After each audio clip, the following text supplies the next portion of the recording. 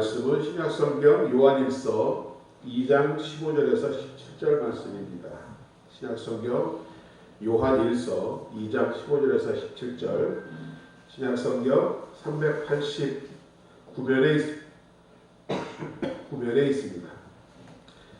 요한일서 2장 15절로 17절 우리 함께 읽겠습니다. 이 세상이나 세상에 있는 것들을 사랑치 말라. 누구든지 세상을 사랑하면 아버지의 사랑이 그 속에 있지 아니하니 이는 세상에 있는 모든 것이 육신의 정욕과 안목의 정욕과 이생의 자랑이니 다 아버지께로 쫓아온 것이 아니요 세상으로 쫓아온 것이라. 이 세상도 그 정욕도 지나가되 오직 하나님의 뜻을 행하는 이는 영원히 거하느니라. 아멘. 10월의 마지막 주일 우리에게 허락하신 말씀은 요한일서 2장의 본문을 중심으로 성도의 그릇된 자리 제목으로 우리 함께 은혜 나누기를 원합니다. 우리 중에 아무리 예수를 잘 믿고 거룩하게 신앙생활을 하는 분들이 있다 하더라도 완전한 사람은 없습니다. 이 사실은 우리 스스로가 먼저 알고 옆에 있는 분들도 알고 세상도 알고 하나님도 압니다. 예수님이 오셔서 우리를 데려가실 그때에 주님과 같은 형상으로 변화할 때까지 우리는 불완전함을 면할 길이 없습니다. 예수님께서는 이 땅에 계실 때 산상수훈에서 그러므로 하늘에 계신 너희 아버지의 온전하심과 같이 너희도 온전하라고 하신 것은 우리가 온전하기 때문이 아니라 온전하게 되기 위하여 기도하며 항상 힘쓰라는 말씀이었던 것입니다. 온전할 수 있도록 힘쓰지 아니하면 그 사람은 더 타락할 수밖에 없고 결국은 후회하는 그리스도인이 되고 말기 때문입니다.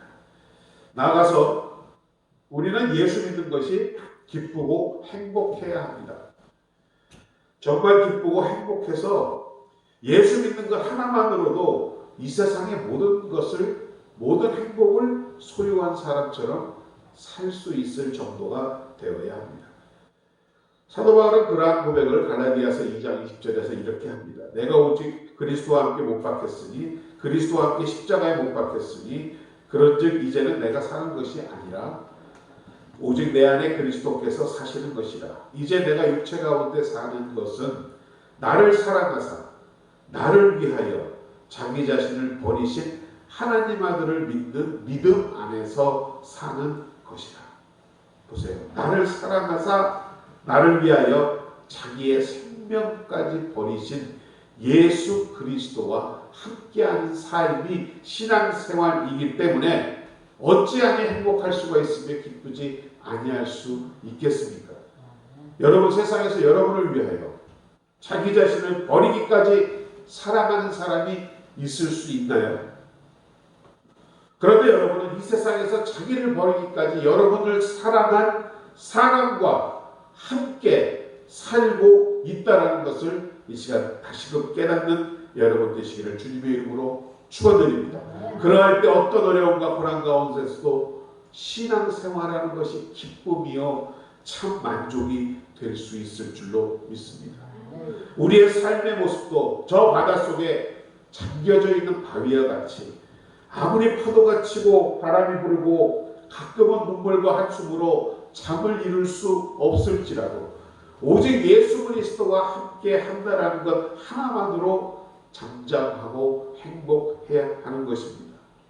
그런데 안타깝게도 우리 중에 신앙생활 하시는 분들 중에도 이 행복을 아직도 모르시는 분들이 적지 않아 있습니다.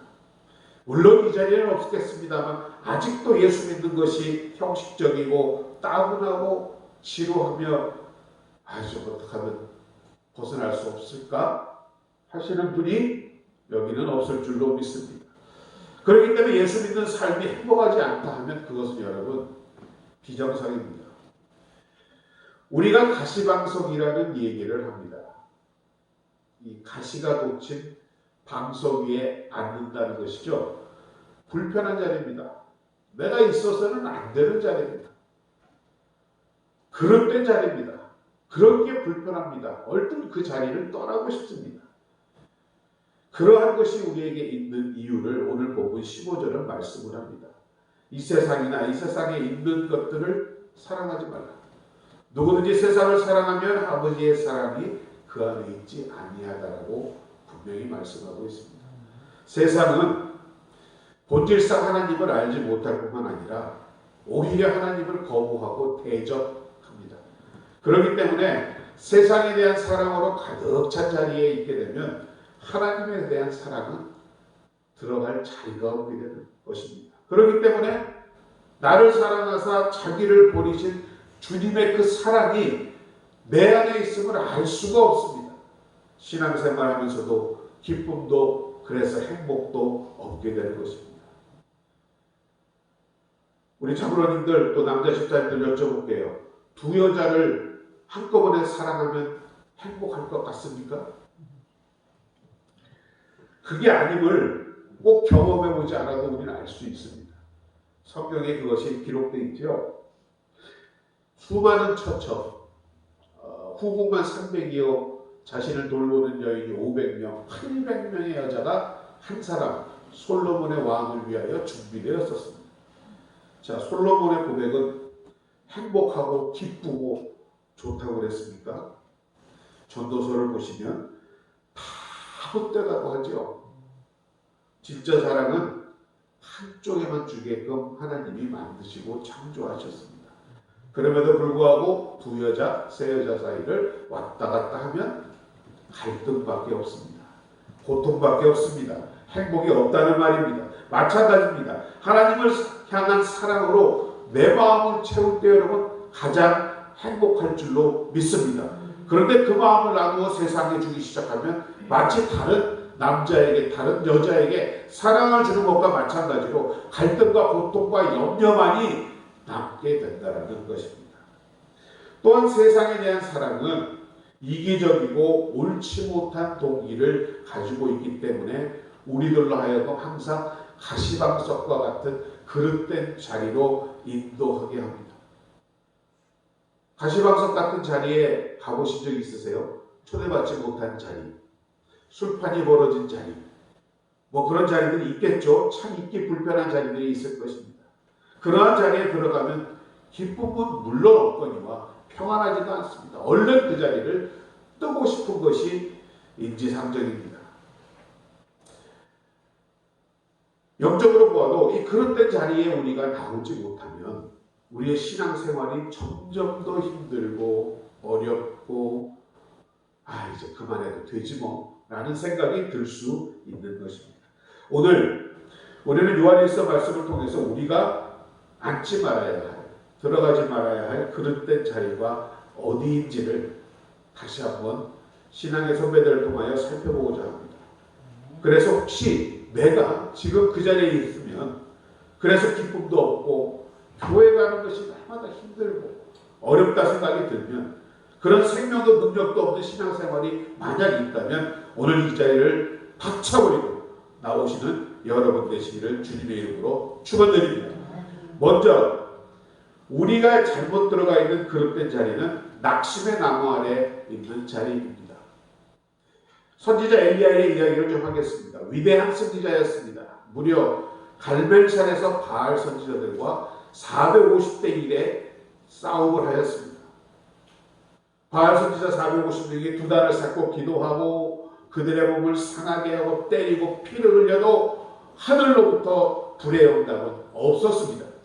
그러나 홀로 하나님께 제단을 쌓고 기도한 엘리야는 기도하자마자 즉시 불이 하늘로부터 내려와 번제물을 태우고 나무를 태우고 흙과 돌을 태우고 도랑에 물까지 다 핥아버렸던 했던 사건 기억하시지요? 이때 모든 사람들은 역시 여호와가 하나님이라고 소리치며 좋아했습니다. 그리고 모든 바알 선지자들이 그 자리에서 죽임을 당했습니다. 얼마나 위대한 승리고 큰 승리요 기쁨의 날이었습니까? 그런데 이 소식이 이세벨의 귀에 들어갔습니다. 화가 끝까지 난 이세벨은 내가 나의 선지자들을 죽였으니 엘리야 너 내일 이맘때는 너도 그들처럼 내가 죽이겠다라고 선포합니다. 그런데 이런 위대한 승리를 하고 난 엘리야가 이 소식을 듣자마자 지금까지 자기 눈에서 보았던 하나님이 함께 하심을 까맣게 잊어버리고 도망가기 시작합니다. 450명의 바알 선지자들을 물리치고 하늘로부터 불이 내리던 그 기도의 사람 엘리야의 모습은 온데간데 없습니다. 도망치다 브엘세바에 도착해 이제는 기진맥진의 두려움에 벌벌 떨며 로뎀나무 아래 주저앉아 있었습니다. 이세벨의 죽음의 위험 앞에서 오직 자신을 죽여달라고 하나님께 간구하고 있는 나약한 모습이었습니다. 이적과 능력의 종으로 백성들에게 떨쳐 보였던 엘리야의 모습은 불과 하루도 안 되어 황망히 도피길에 올라 유대의 남쪽 끝까지 도망하는 모습은 실로 아이러니하지 않을 수 없습니다. 그러나 여기서 우리는 엘리야를 탓할 수 없습니다. 왜냐하면 우리의 성정 가운데도 이러한 모습이 있지 않나 싶습니다. 담대하게 믿음을 선포하고 할렐루야 외치고 아멘하고 능력을 행하고 기도를 하던 사람들이 갑자기 닥친 사소한 세상 문제 앞에 두려워 벌벌 떠는 모습, 어찌할 바 몰라 할 바를 몰라 이 사람 저 사람 찾아다니며 구걸하는 모습, 엘리야의 지금 모습과 크게 다르지 않음을 우리는 오늘 이 시간 깨달아야 합니다. 우리도 이처럼 지금까지 하나님이 살아계심을 나름대로 각자 체험하시고 그 축복을 기억하실 줄로 믿습니다. 그러나 잊어버리고 어려운 문제를 닥치고 죽을 고비에 임하면 낙심하고 절망하는 것이 우리의 살아있는 모습입니다. 그러나 언제나 문제보다 크신 해결자 하나님을 바라보는 여러분 되시고 그분에게 도움을 구할 수 있는 그런 여러분 되시기를 주의 이름으로 축원합니다.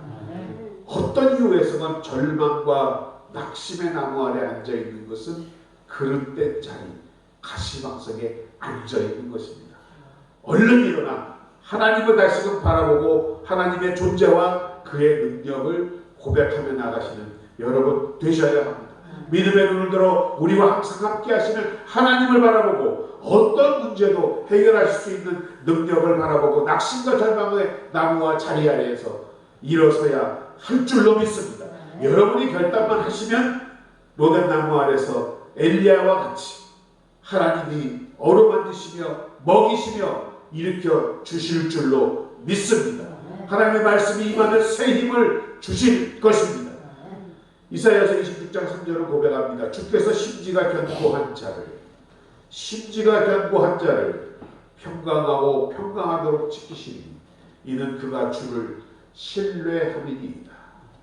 두 마음을 품어 모든 일에 정함이 없는 상태가 아닌 두 주인을 사랑하는 마음이 아닌 오직 항상 하나님의 자리에 머물러 있는 자들에게 하나님께서는 세상에 주는 것과 같지 않은 평강을 주시겠다라고 합니다. 오직 하나님만 굳게 붙잡고 의지하는 마음에게 하나님은 평강을 허락하여 주실 줄로 믿습니다. 두 번째로 우리가 박차고 일어나야 할 그릇된 자리는 안일 나테라는 옥상에 있는 자리입니다.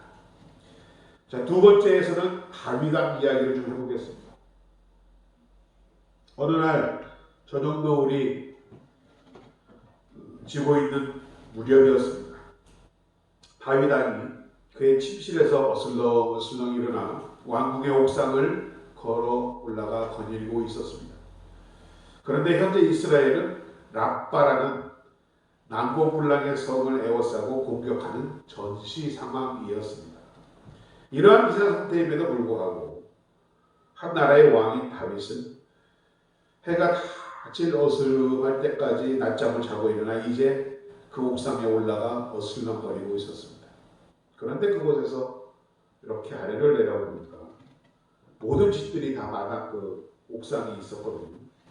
한 집 그 옥상 위에서 여인이 목욕을 하는데 심히 아름다워 보였습니다. 사람을 얼뜻 보내서 저 여자가 누구냐? 바로 자신의 위하에 있는 햇사람 우리아 장군의 아내라고 합니다.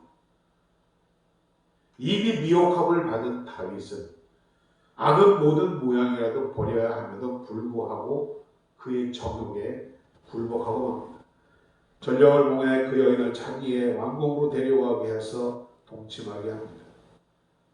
하나님의 마음에 합하던 다윗이, 늘 하나님과 가까이 지내던 다윗이 이러한 나태와 안일의 일순간에 정욕에 미혹되어 하나님과의 관계가 끊어지도록 죄를 그리 쉽게 범하고 만 것입니다. 다윗의 범죄는 아무리 왕이었지만 10계명 중에 살인, 간음, 내 이웃의 아내를 탐하는 계명을 전면으로 위반한 거였습니다. 지금의 세상법으로도 간통죄, 살인, 교사죄에 해당하는 중범죄자입니다. 판결은 사형입니다. 야고보서 1장 15절은 말씀합니다. 욕심이 잉태한 즉 죄를 낳고 죄가 장성한 즉 사망을 낳는다 합니다. 여러분, 우리의 한가한 머리, 이 머리는 마귀의 작업장이라는 말이 있습니다. 나라가 비상상태이고 군사들이 나가 싸우고 있는 전시 쪽인데도 무릎 꿇어 나라를 위하여 기도하지 않은 다윗, 이전보다 하나님께 더 바빠야 했던 그가 영적으로 어슬렁거리고 한가히 논리다 보니 마귀의 유혹에 넘어가 버린 것입니다. 오늘날도 많은 하나님의 자녀들이 이런 영적 안일과 나태함의 옥상의 자리에 있습니다. 다윗과 같이 영적으로 낮잠을 자며 세상을 향하여 어슬렁거리고 있지 않는지 한번 이 시간 돌아보는 여러분 되시기 바랍니다. 베드로전서 5장 8절은 말합니다. 근신하라 깨어라 너희 대적 마귀가 우는 사자와 같이 두루다니며 삼킬 자를 찾고 있다고 합니다. 우는 사자는 여러분 배가 무척이나 고픈 사자입니다. 무슨 방법을 쓰듯이 반드시 먹잇감을 찾아냅니다. 깨어있지 못한 성도는 바로 이런 배고픈 사자에 그야말로 좋은 먹잇감이 되지 않을 수가 없습니다. 영적인 안일과 이러한 나태는 동록이 쇠붙이를 갉아먹듯이 우리의 영혼을 갉아먹는 것입니다. 마태복음 26장 41절에서 주님은 말씀하셨습니다. 시험에 들지 않게 깨어 기도하라. 마음이 원이로 내 육신이 약하구나. 예수님께서는 깨어있는 것은 기도하는 것이라고 말씀하십니다.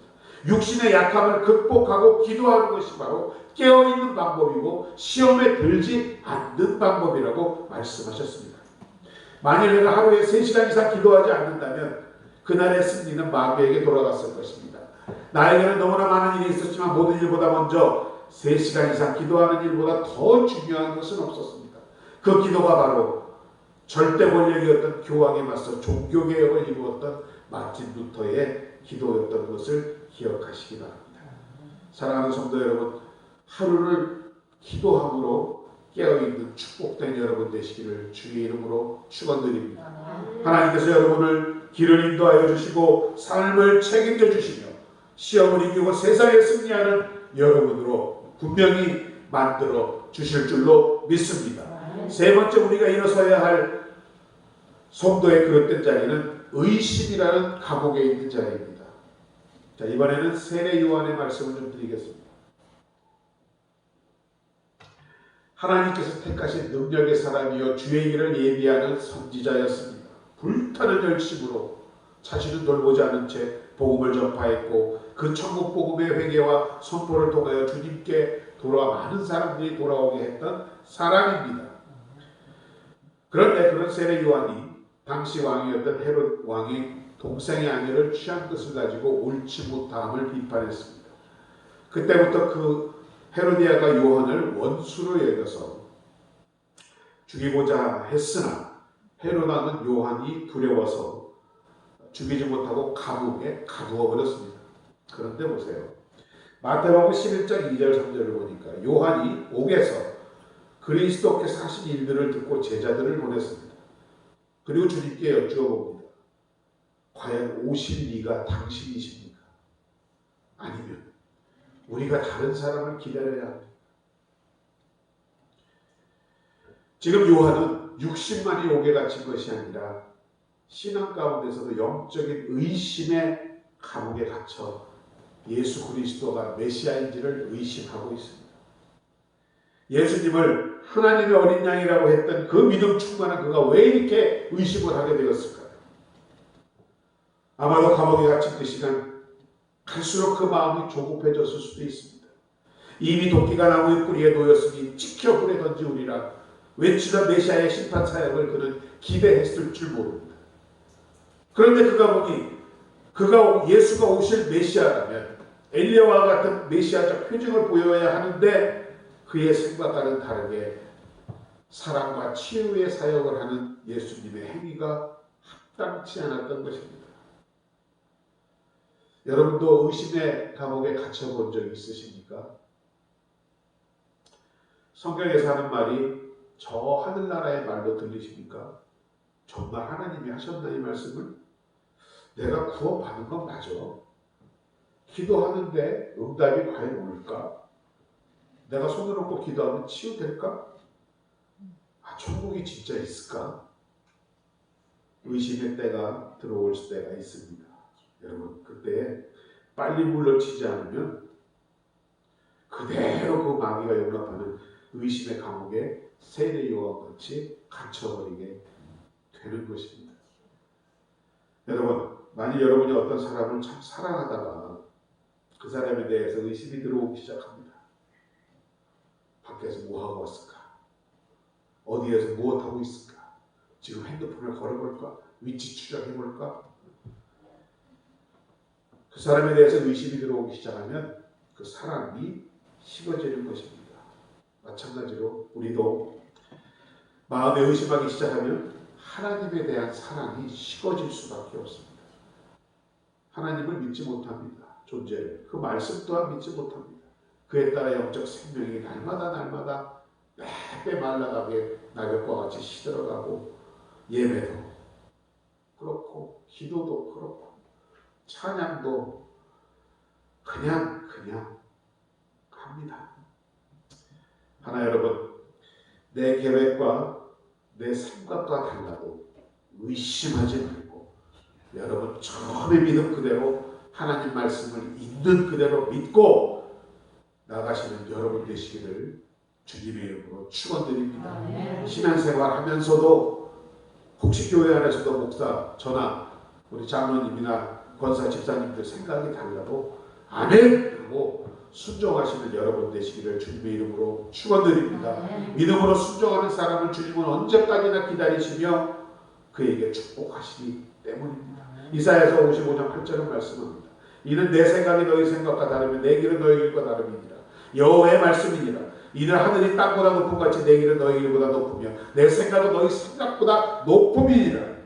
신앙생활 가운데 영적 의심의 감옥에 갇히신 분이 있습니까? 지금 일어나 주님의 빛 가운데로 나오시기 바랍니다. 어제나 오늘이나 영원토록 동일하신 주님, 그 말씀은 지금도 여러분의 믿음과 관련하여 일정하고 동일한 줄로 믿습니다. 그의 말씀과 그의 행하시는 일들을 생각하시기 바랍니다.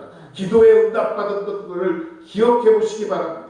그리고 하나님의 말씀과 예수께서 당신을 위하여 하신 일들을 다시 한번 기억해 보고 속히 그 의심의 감옥에서 나오는 여러분 되시기를 주님의 이름으로 축원드립니다. 우리 인간을 움직이게 하는 네 가지의 요소가 있습니다. 믿음, 소망, 사랑, 그리고 두려움이라고 합니다. 저는 오늘 이 믿음, 소망, 사랑 외에 두려움 대신에 의심을 꼽고 싶습니다. 의심은 소망이 없을 때 생깁니다. 믿음이 없을 때 사라지는 증세입니다. 사랑이 사라지는 사람이 갖는 현상이 의심이기 때문입니다. 신앙생활도 같습니다. 의심은 천국에 소망이 없는 백성들에게 생기는 일입니다. 말씀에 대한 믿음이 없는 성도에게 오는 증세입니다. 주님에 대한 사랑이 식어가는 사람들에서 나타나는 현상인 줄로 믿습니다.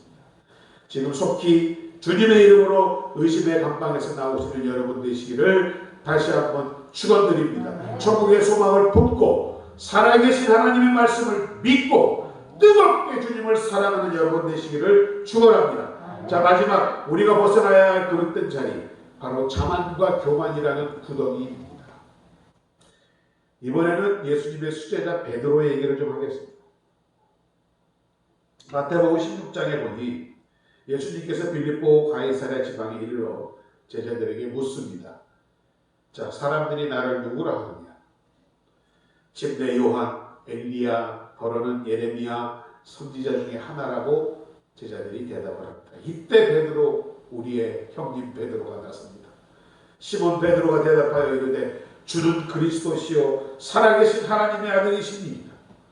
예수께서 대답하여 이르시되 바요나 시몬아 내가 복이 있구나.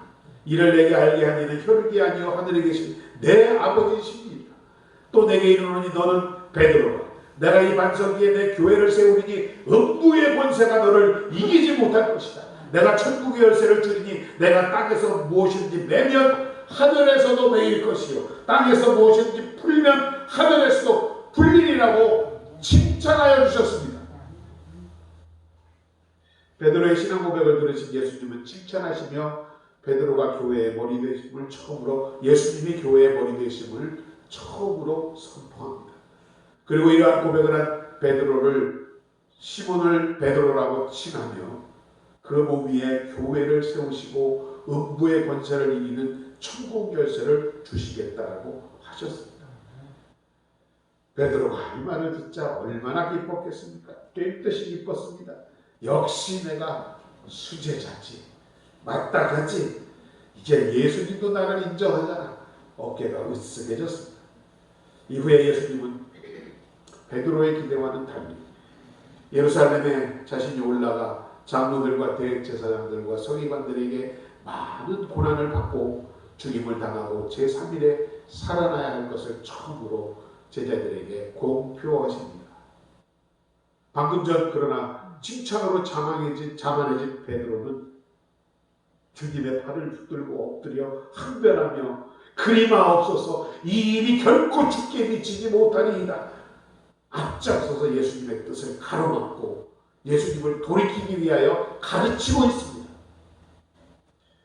그러나 베드로의 이러한 태도가 육신으로 쫓아나온 자만과 교만을 아시는 예수께서 베드로에게 이르십니다. 사탄아, 내 뒤로 물러가라. 너는 나를 넘어지게 하는 자로다. 내가 하나님의 일을 생각지도 아니하고 도리어 사람의 일을 생각하는구나. 칭찬으로 자만의 자리에 잠시 앉았던 베드로는 이미 주님의 뜻을 따르는 제자의 신분을 넘어서서 예수님을 넘어뜨리기 위한 사탄의 도구로 사용되어지고 있음을 예수님께서 준엄하게 꾸짖고 계셨던 것입니다. 여러분, 우리는 신앙생활하면서 특별히 영적으로 충만하고 기도가 잘 되고 하나님이 그렇게 사랑스러울 수가 없고 찬송이 절로 나오고 남편이 뭐라 해도 와이프가 뭐라 해도 감사 나오고 그저 은혜가 충만하고 조심해야 합니다. 바로 이러할 때가 오히려 사탄에게 붙잡힐 수 있는 때임을 깨달으시는 여러분 되시기를 주의 이름으로 축원합니다. 주님의 일을 성공적으로 잘할 때, 사람들한테 인정받을 때 그것이 자신의 재능이나 능력으로 된 것처럼 착각한다면 분명 멀지 않아 베드로와 같이 예수님께 혼나게 될 것입니다. 누가복음 20장 31절은 시몬아 시몬아 보라, 사탄이 너를 밀가루듯이 하려고 요구하고 있구나. 곡식을 이렇게 채질하는 것은 알고 본 안으로 보이고 쭉정이를 이렇게 날려버리기 위한 거 아닙니까? 사탄이 너희를 밀가루듯이 하는 것은 사탄이 시련이라는 체질을 통해서 제자들을 참소할 증거를 찾고 있는 것이라 합니다. 하나님 앞에서 의인인 욥을 시험하기 위하여 악한 증거를 찾아 욥을 참소하였던 그런 사탄을 기억하시기 바랍니다. 이런 시험을 당할 때 주님께 믿음이 떨어지지 않도록 기도해야 합니다. 돌이켜 회개하며 오히려 주님 앞으로 나아가야 합니다. 모든 것이 다 하나님으로부터 비롯된 것을 특별히 고백해야 될 줄로 믿습니다. 고린도후서 3장 5절에서 바울은 고백합니다. 우리가 무슨 일을 하든지 우리에게서 난 것이 아니니 스스로 만족할 것이 아니라 우리의 만족은 오직 하나님으로부터 나느니라. 오직 여러분의 진정한 고백이 되기를 주님의 이름으로 축원합니다. 우리는 하나님 앞에서 연약합니다. 유한합니다. 아무것도 아닌 무익한 종일 뿐입니다. 우리의 능력, 지혜, 물질, 시간, 건강 주께서 주신 것이면 이 시간 다시금 깨닫는 여러분 되셔서 결국 주님께 영광을 돌려야 함을 깨닫는 이 시간 되시기를 주의 이름으로 축원드립니다. 그러할 때만이 자만과 교만의 구덩이에서 벗어날 수 있는 것입니다. 말씀을 마치겠습니다. 한 목사님이 어떤 젊은 여자 성도와 사이에 춤에 대해서 분쟁이 벌어졌답니다. 그 젊은 여성도는 우리 목사님은 참 세상이 어떤데 너무 융통성도 없고 답답하고 어느 정도는 세상과 좀 생활을 하면서도 신앙을 할 수 있지라고 생각을 했습니다. 그러자 그 목사님이 이렇게 얘기했답니다. 그러면 어디 춤추러 가서 한번 전도해 보십시오라고. 알았습니다 하고 그 젊은 여성은 춤추러 가서 목사님과의 약속대로 열심히 춤을 추다가 옆 사람에게 물어봅니다. 혹시 교회 다니십니까? 이상하게 쳐다봅니다. 여자가 미쳤나? 아니요. 그러고 나서 그 사람이 그 여자 성도를 향해 다시 묻습니다. 그럼 당신은 예수 믿습니까? 네. 지금 전도하고 있지 않습니까? 근데 그 사람이 뭐라고 그러는지 아세요? 근데 여기서 뭐 하십니까? 여러분, 세상의 비탈길에 서 있는 성도들에 대해서 세상은 이렇게 생각하고 있는 것입니다. 성도가 들어가야 하지 말아야 할 자리, 가시방석 그릇된 자리를 오늘 네 가지로 말씀을 드렸습니다. 낙심의 나무, 안일의 옥상, 의심의 감옥, 교만의 구덩이에서 우리는 나와야 될 줄로 믿습니다. 오늘 본문을 말씀합니다. 이 세상이나 세상에 있는 것들을 사랑하지 마라.